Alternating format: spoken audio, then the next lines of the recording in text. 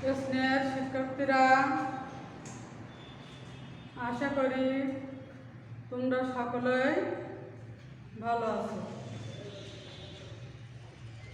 আমাদের প্রত্যেককে জাতীয় সঙ্গীতের প্রতি শ্রদ্ধাশীল হতে হবে এবং শ্রদ্ধা ভরে গাইতে শিখতে হবে। সেজন্য আমাদের প্রত্যেককে জাতীয় সঙ্গীত মুখস্থ রাখতে হবে। তাই এখন এই করোনার সময়ে অর্থাৎ অবসর যে সময়টা পাচ্ছ এ সময় আমাদের প্রত্যেককে জাতীয় সঙ্গীত মুখস্থ করে ফেলতে হবে। আর সেই সাথে বলতে চাই যে কঠিন এই করোনা ভাইরাসের মুহূর্তে আমাদের প্রত্যেককে সচেতন হতে হবে এবং পরিবারের সবাইকে সচেতন হওয়ার জন্য আহ্বান জানাতে হবে। বাইরে যখন বের হব তখন প্রত্যেকে মাস্ক ব্যবহার করব, সামাজিক দূরত্ব বজায় রেখে চলব, যতদূর সম্ভব বাইরে না বের হওয়ার চেষ্টা করব, আর বারবার সাবান পানি দিয়ে 20 সেকেন্ড হাত ধৌত করব। তাহলে আমরাও সচেতন হব এবং পরিবার এবং সমাজের প্রত্যেককে এই করোনা ভাইরাস থেকে মুক্তি পাওয়ার জন্য সচেতন হওয়ার আহ্বান জানাব। এই করোনা মুহূর্তে আমাদেরকে ঘরে বসে পড়াশোনার কাজ চালিয়ে যেতে হবে।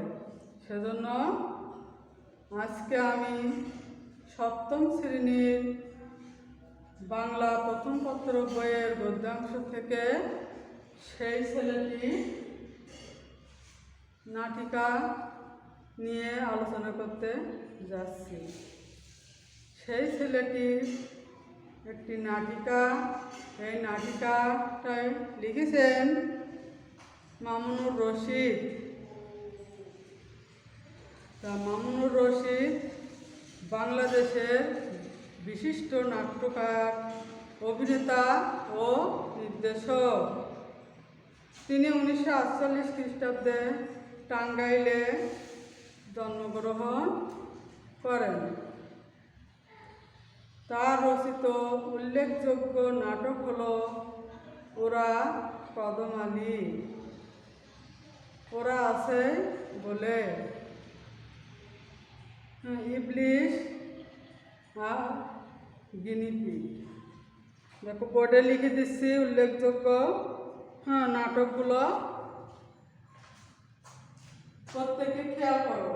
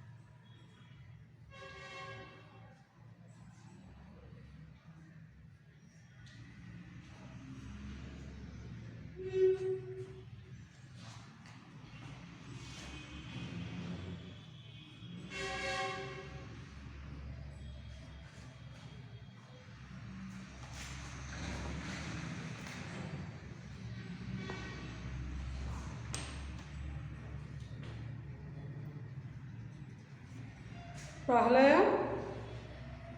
মামুনুর রশিদের লেখা উল্লেখযোগ্য নাটকগুলোর মধ্যে আমরা বোর্ডে দেখতে পাচ্ছি যে ওরা কদম আলী 1 নম্বরে আছে, 2 নম্বরে আছে ওরা আছে বলেই, 3 নম্বরে আছে ইবলিশ, 4 নম্বরে আছে গিনিপিগ ইত্যাদি। তাহলে আমরা এবার মূল নাটিকাটি সম্পর্কে আলোচনা করতে যাচ্ছি। এই নাটিকায় সেই ছেলেটির নাটিকায় মোট দৃশ্যের সংখ্যা 3টি। প্রথম দৃশ্যে আছে যে গ্রামের পাশ দিয়ে হেঁটে যাচ্ছিল যে সোমেন, সাবু ও আরজু। তাহলে গ্রামের পাশ দিয়ে কে কে হেঁটে যাচ্ছিল? সোমেন, সাবু ও আরজু। সবাই গান গাইতে গাইতে স্কুলে যাচ্ছে। বেশ তাড়া ওদের, দ্রুত স্কুলে যেতে হবে, এই জন্য বেশ তাড়া আছে। এক সময় হঠাৎ থেমে যায় আরজু। ওরা আরজুকে ফেলেই চলে যায়। আরজুর পা ব্যথা। সাবু ফিরে আসে।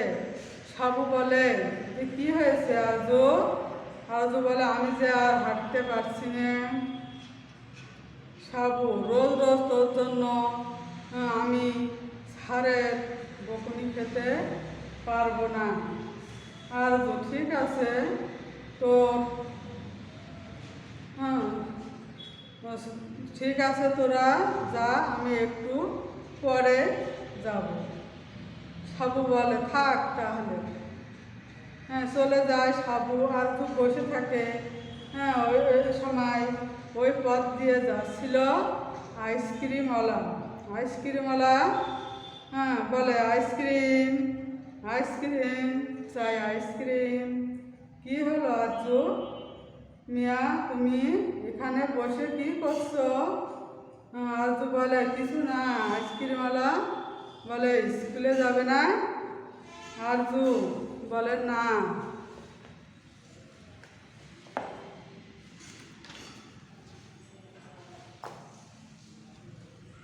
আইসক্রিমওয়ালা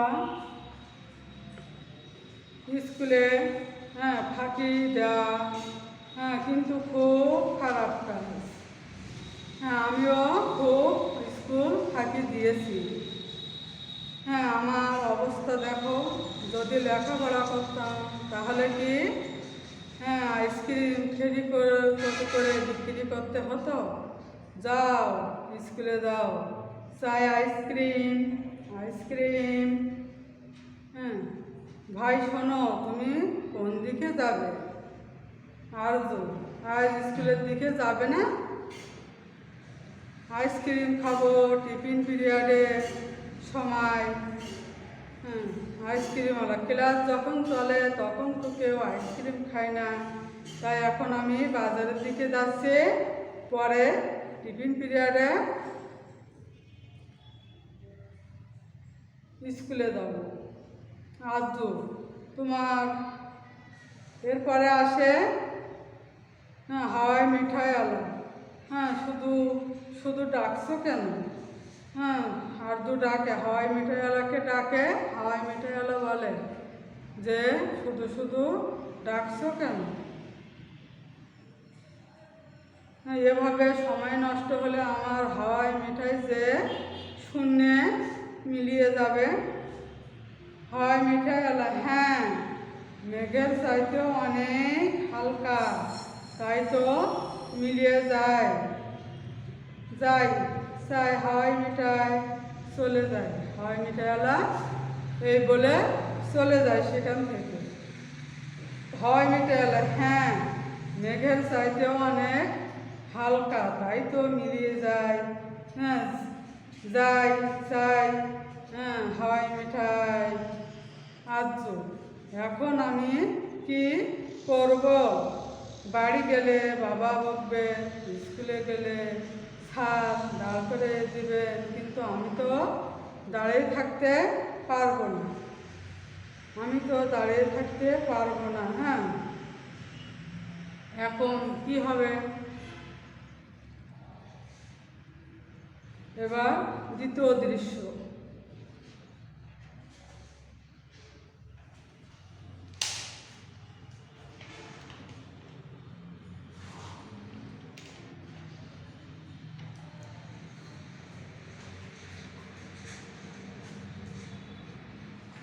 দ্বিতীয় দৃশ্য সম্পর্কে এখন আলোচনা করতে যাচ্ছি। আমরা দেখব যে সেই ছেলেটি গল্পে দ্বিতীয় দৃশ্যে কী আলোচনা করা হয়েছে। টিফিনের ঘন্টা বাজে। সোমেন বাবু, সাবু আরও অন্য ছেলেমেয়েরা টিফিন পিরিয়ডে বেরিয়ে আসছে। তারা খেলছে। এ সময় আসেন শিক্ষক লতিফ স্যার। এই সাবু, হ্যাঁ এদিকে শোন। আচ্ছা, আরজুকে তো দেখছি না।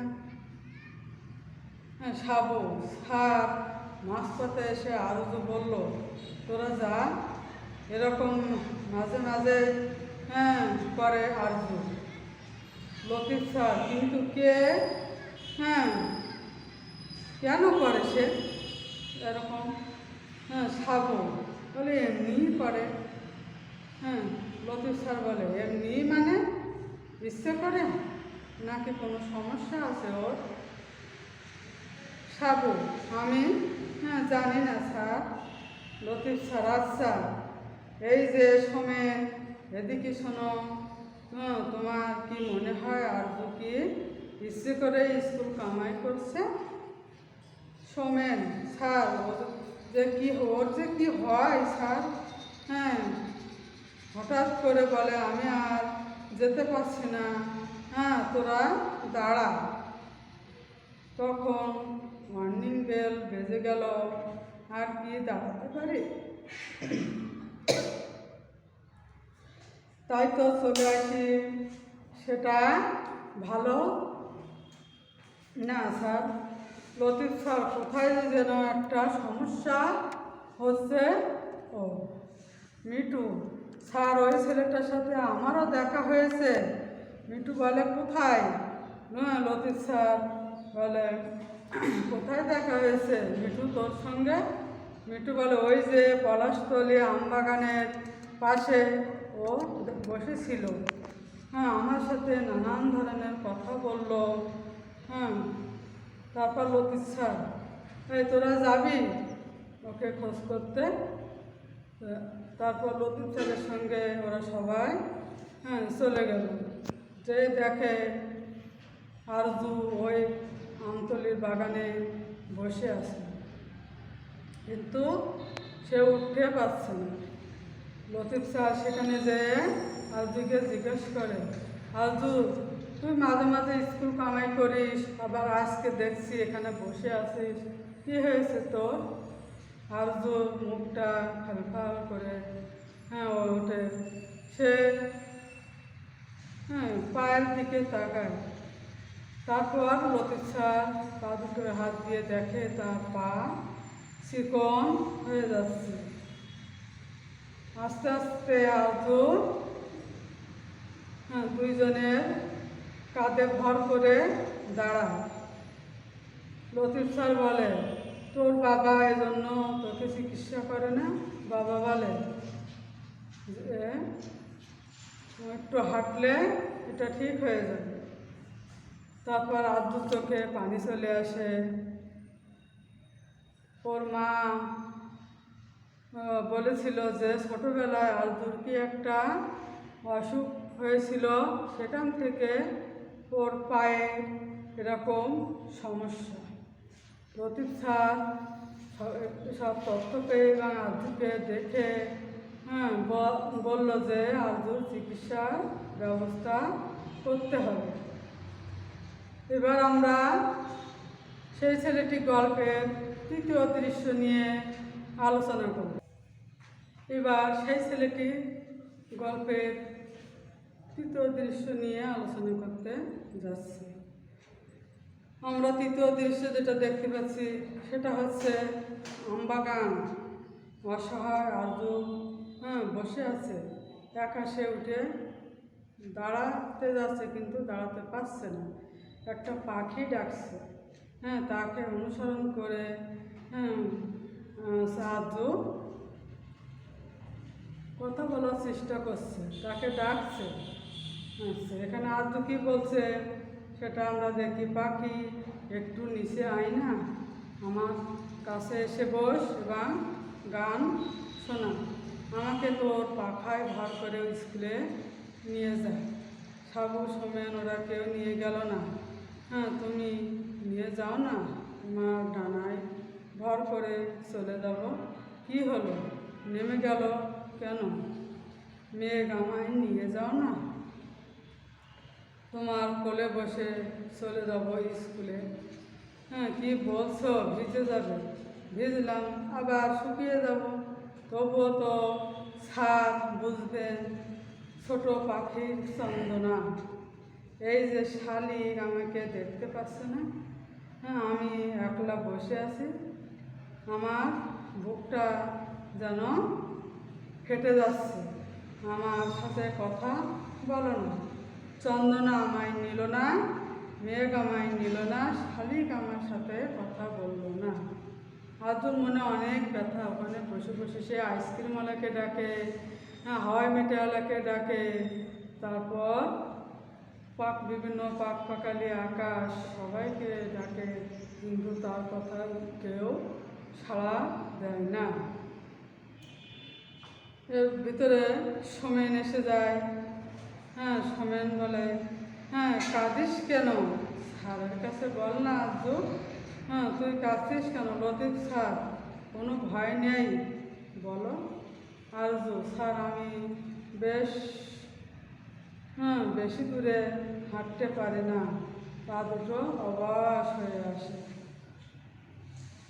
লতিফ স্যার, তোমার বাবা মা কে বলনি? লতিফ স্যার বলে যে বাবা বলে যে হাঁটাচলা কর, তাহলে পা ঠিক হয়ে যাবে, আর দিন দিন আমার পা চিকন হতে চলেছে। লতিফ স্যার, তোমার পা দুটো দেখি, এত রোগ, তোমার পা চিকন হয়ে গেছে, তোমাকে চিকিৎসা করতে হবে। আর্য বলে, মা জানে সেই ছোটোবেলায় কী যেন অসুখ হয়েছিল, সেই থেকে পা চিকন হয়ে যাচ্ছে। মা বোঝে কিন্তু কাঁদে শুধু। লতিফ স্যার, তোমরা খেয়াল করনি? সোমেন, না স্যার।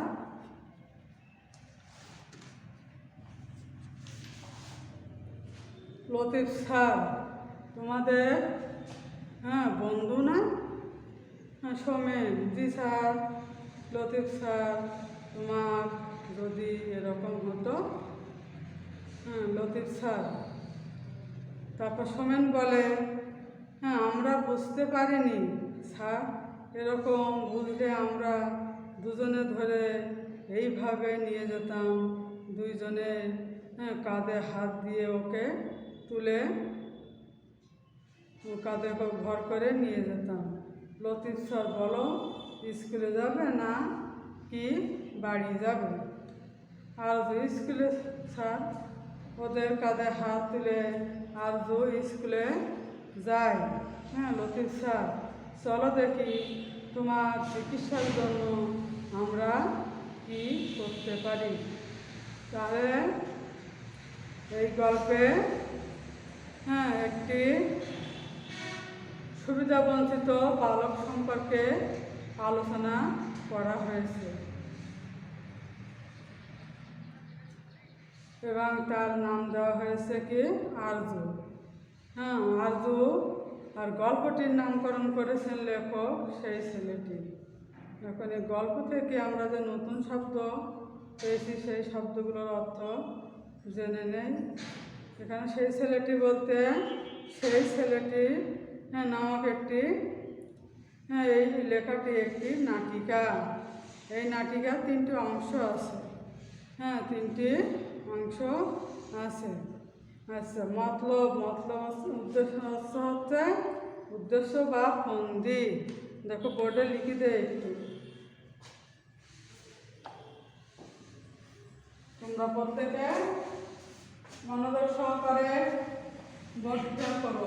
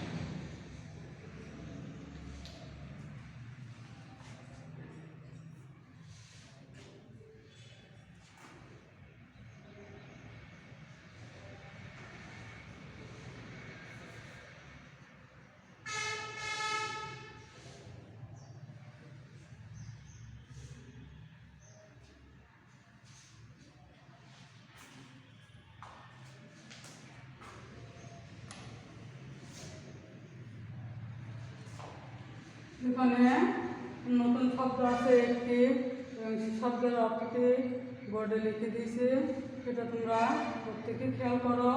এখানে আছে মতলব। মতলব অর্থ হচ্ছে উদ্দেশ্য বা ফন্দি। তাহলে আমরা এই গল্পটি মানে পড়ার উদ্দেশ্য হচ্ছে যে প্রত্যেক চাহিদা সম্পন্ন শিশুদের প্রতি মমত্ববোধ সৃষ্টি হয়। তাহলে আমরা আশা রাখি তোমরা এই গল্পটি পড়ে প্রত্যেক সুবিধাবঞ্চিত শিশুদের প্রতি তোমাদের প্রত্যেকের মানবতাবোধ মমত্ববোধ সৃষ্টি হবে।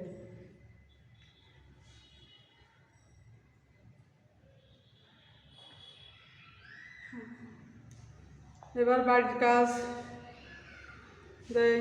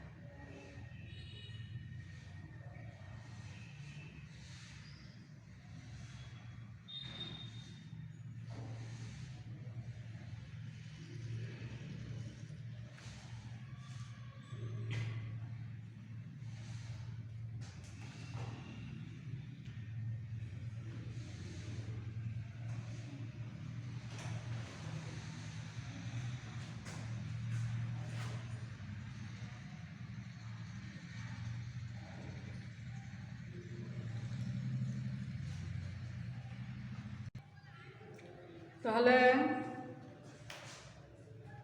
আজ সেই ছেলেটি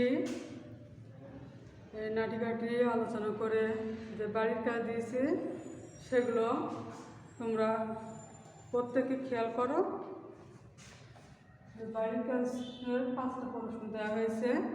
প্রথমটা হচ্ছে সেই ছেলেটি নাটকের লেখকের নাম কি।